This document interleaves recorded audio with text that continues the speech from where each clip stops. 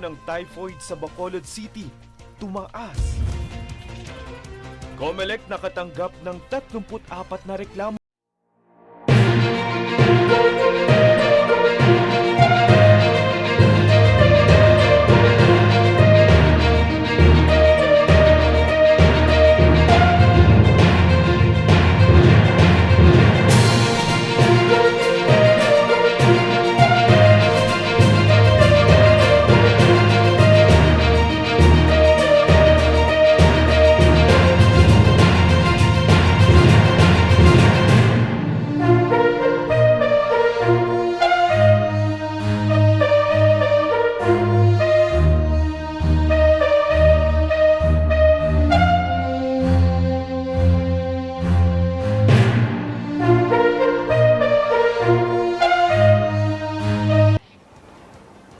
Nag-abiso ang Bacolod City Health Office ukol sa pagtaas ng kaso ng typhoid na naitala ng Epidemiology and Surveillance Unit ng lungsod.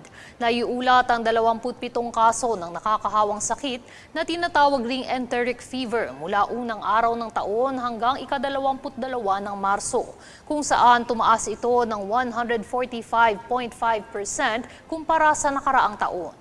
Ilan sa sintomas nito ay ang mataas na lagnat, pananakit ng ulo, panghihina, kawalan ng gana sa pagkain, diarrhea o constipation at pananakit ng tiyan. Karaniwang nakukuha ang typhoid sa kontaminadong pagkain at tubig o close contact na maaaring makahawa sa iba.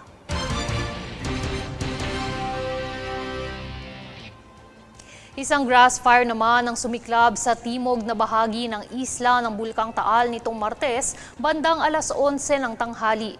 Hindi ito ang unang beses na naganap ang grass fire na nauna nang naitala 2 beses noong unang linggo ng Marso. Nananatiling nakamonitor lamang ang sitwasyon ng nasusunog na bahagi ng bulkan dahil hindi pa maaaring makapasok ang sinuman sa isla dahil sa aktibong aktibidad ng Taal. Samantala, bukod sa sunog, isang magnitude 5 na lindol ang sumunod na yumanig naman sa Calatagan, Batangas, pasado alas 5:25 ng hapon. Wala namang naiulat na danyos, ngunit asahang makaranas ng aftershocks mula rito.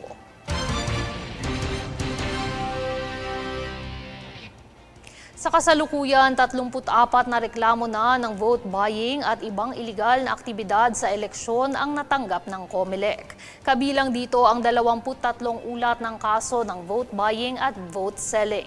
Gayon din ang 11 ulat na paggamit ng state resources para mangampanya.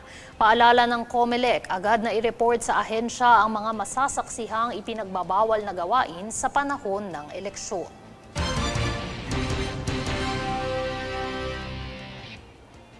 Samantala, mahigit 139,000 metriko toneladang basura at burak ang inalis sa mga daluyan ng tubig sa paligid ng NAIA bilang tugon sa lumalalang problema sa pagbaha.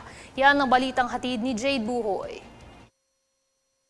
Sinimula ng NAIA Infra Corporation o NNIC na isang pribadong tagapamahala ng Ninoy Aquino International Airport ang pagsasagawa ng malawakang paglilinis sa mga ilog at kanal sa paligid ng paliparan, kung saan may kabuang 139,158 metric tons ng basura at burak ang inalis mula sa humitumulang 3 kilometrong daluyan ng tubig, kabilang ang mga bahagi ng Parañaque River, Don Galo River at Villanueva Creek.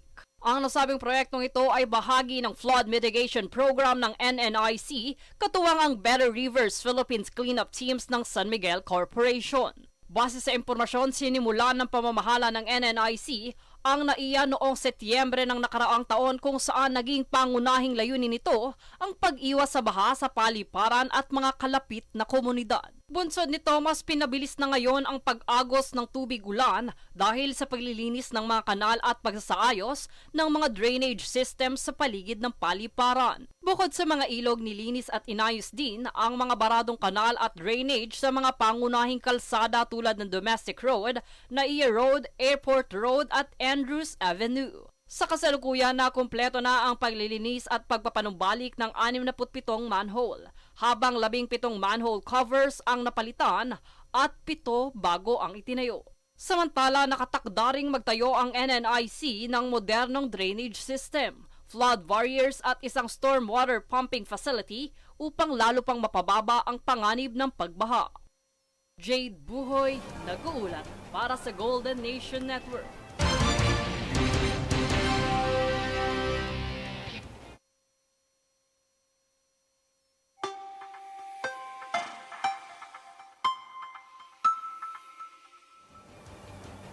Sa ating ulat panahon, 3 weather systems ang nakakaapekto sa ating bansa ngayong araw. Isa na rito ang Intertropical Convergence Zone o ITCZ na nakakaapekto sa Timog Mindanao. Northeasterly wind flow naman sa silangang bahagi ng Hilagang Luzon at easterlies naman sa natitirang bahagi ng bansa.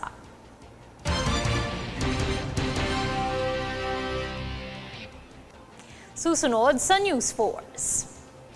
MMDA Security Solution layong pagbutihin ang K9 Search Rescue Unit ng ahensya.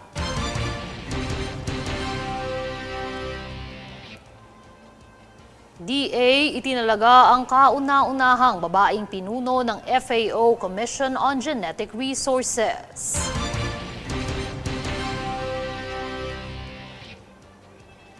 Lead counsel ni FPRRD na nawagang igalang ang judicial process ng ICC.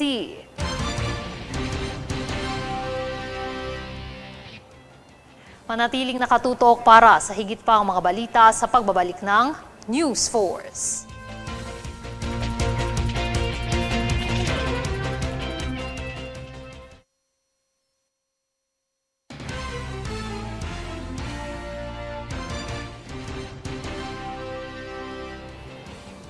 Nanawagan si British-Israeli lawyer Nicholas Kaufman sa mga taga-suporta ni dating Pangulong Rodrigo Duterte na igalang ang judicial process ng International Criminal Court o ICC.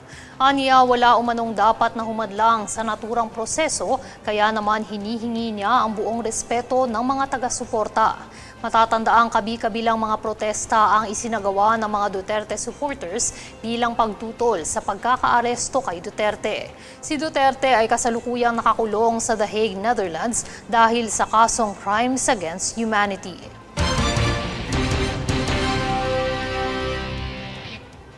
Sa ibang balita, nagsagawa ng inspeksyon ng bagong hepe ng Metro Rail Transit o MRT3 sa mga istasyon ng tren upang tignan ang kalagayan ng lahat ng pasilidad, kabilang ang mga escalator, elevator at comfort rooms. Ito ay bilang pagtugon sa kamakailang panawagan ni Senator Rafael Raffy Tulfo sa Department of Transportation, kung saan isa ang kagawaran sa kanyang paksang tinalakay sa kanyang ikinasang pagdinig.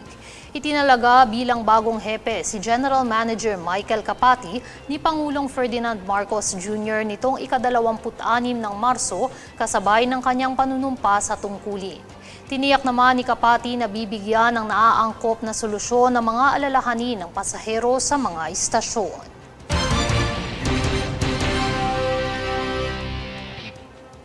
Nag-ugnayan naman ang Metropolitan Manila Development Authority at Sniffer K9 Security Solutions and Training Center Incorporated para mapagbuti ang estratehikong kapasidad ng K9 Search and Rescue Unit ng ahensya. Ito ay kasabay ng kanilang paglagda sa isang Memorandum of Agreement sa tanggapan ng MMDA sa Pasig City nitong Lunes. Sa ilalim ng kasunduan, magkakaloob ang ahensya ng libreng disaster risk reduction and management trainings at seminars sa mga opisyal at miyembro ng Sniffer K9. Habang ang naturang security solution naman ay tutulong sa logistical at technical assistance sa ahensya para sa implementasyon ng training programs.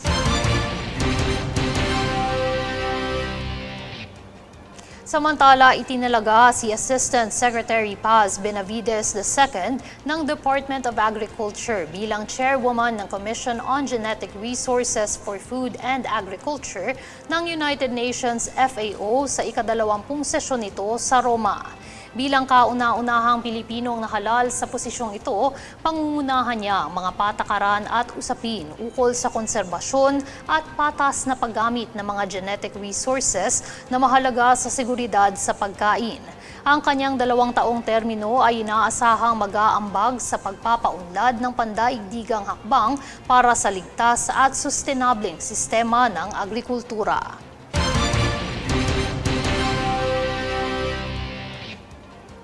Layunin naman ng kasunduan na malinaw na itakda ang 29,385.30 na hektaryang sakop ng Iwahig Prison at matiyak ang tamang klasifikasyon at pamamahala ng lupa para sa mga proyektong pangkaunlaran. Magsasagawa ang DENR ng aktwal na survey at pagsusuri ng lupain habang ang Bucor ang tutugon sa pagproseso ng mga dokumento at gastusin kaugnay ng proyekto.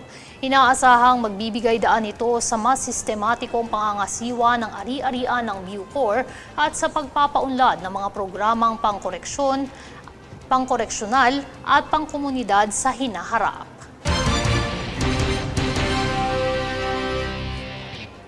Susunod sa News Force.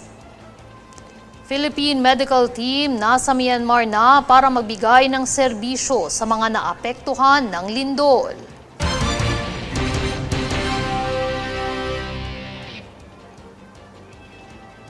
Panalangin sa mga nawawalang OFW sa Myanmar, panawagan sa patuloy na search and rescue operations.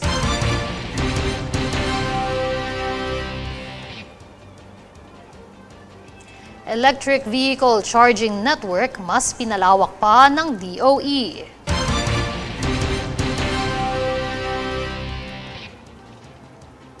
Manatiling nakatutok para sa higit pang mga balita sa pagbabalik ng News Force.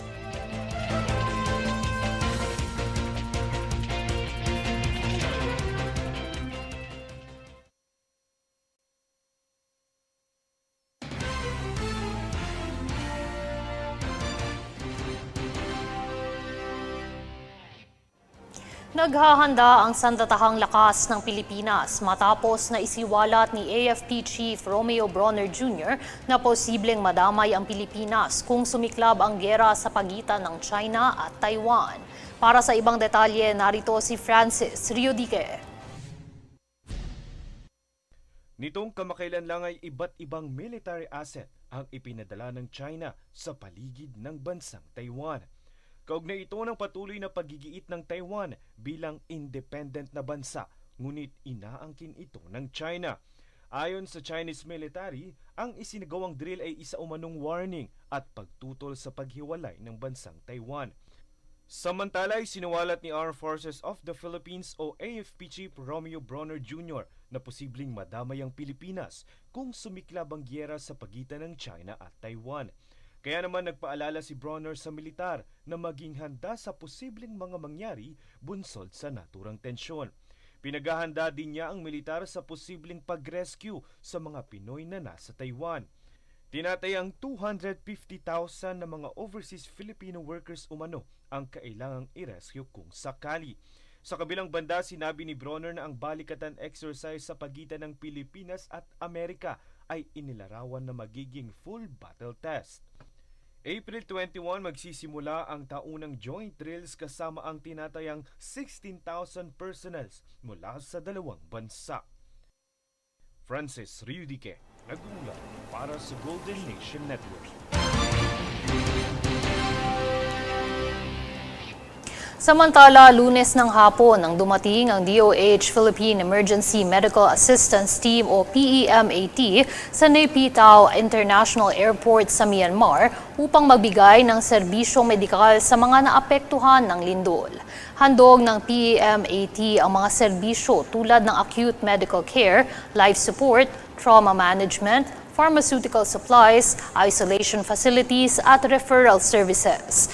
Magtatagal ng 18 araw sa Myanmar ang medical team upang tumulong sa paggamot sa mga nakaligtas sa 7.7 magnitude earthquake na kumitil ng mahigit 2,000 buhay.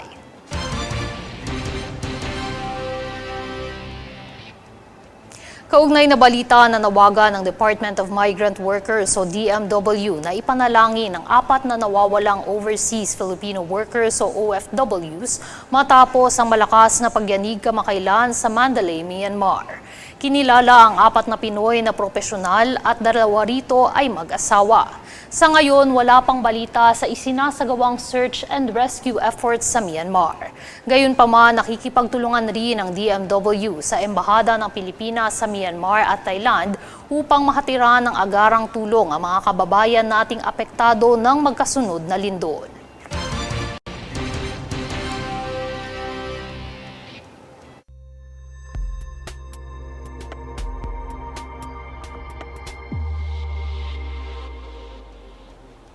Mas pinalawak ng Department of Energy o DOE ang charging infrastructure ng electric vehicle sa bago nitong inisyatiba upang masiguro na ligtas, episyente at mapapanatili ang paggamit nito.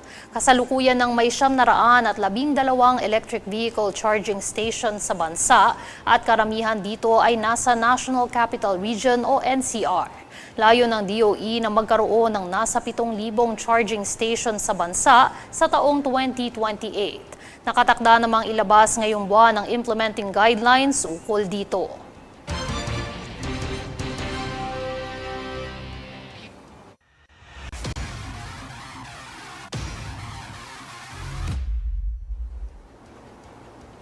Gintong medalya ang bungad ni Olympian vaulter EJ Obiena sa kanyang unang outdoor season campaign sa Taiwan International Pole Vault Championship nitong weekend.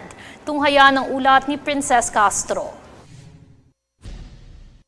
Hindi naging hadlang ang maulap na panahon para makamit ni Olympian pole vaulter EJ Obiena ang gintong medalya sa Taiwan International Pole Vault Championship na ginanap sa Sun Moon Lake sa Nantou, Taiwan.